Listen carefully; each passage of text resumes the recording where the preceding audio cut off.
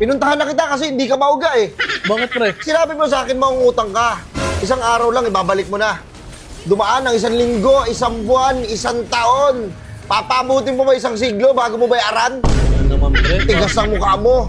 Mas matigas pa sa bato yan. Uy, grabe ka naman. Dapat hampasin na ng bato yan eh. Uy, pre, wait lang. Grabe ka naman. Mag-iskandal na ako dito. Wala akong pakialam at mapahiya ka. Wala, ganun din eh. Parang wala naman tayo pinagsamahan yan. Ayan, Grabe dyan ka tayo na ano, sa pagsasama na yan eh. Kaya nga eh, tayo nga parang wala tayong pinagsamahan kung di mo ko bayaran ng utang mo. naman. Pre, di mo Kapal parang di na mo. mukha mo. Uy, grabe ka naman. Parang di mo naman ako naintindihan. Sinabi ko wala pa nga, di ba? Babayaran ka naman eh. Kaya nga, wala pa. Sinasabi wala ka pang pera. Nakikita ko sa Maidi mo, nag-i-Starbucks ka pa, pupunta ka pa ng Boracay ah. Libre, Ibay na mukha mo talaga, Brad. libre lang sa akin ng boss ko yun. Libre ng boss ko. Wala kang kwentang tao. Pre, wala pa talaga. Pasensya ka na. Huwag ka na mag-skandalo dyan. Hindi, Grabe ka naman. mag-iskandalo na ako. Wala akong pakialam kung ano Kaya masabi ko sa sa'yo. kapitbahay, oh. Kaya ayoko magpautang eh. Ako pa nagiging masama sa dulo eh. Nung pumunta ka sa bahay, para kang mahamunto pa ng hayop ka. Parang pumunta ka dun sa bahay oh.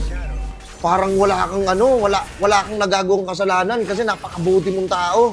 Yun yung pinapalabas mo sa akin eh. Ang bait mo! Oo. Bait! Tapos nung singilan na, matapang na siya. Oh, shit! Leon Yarn?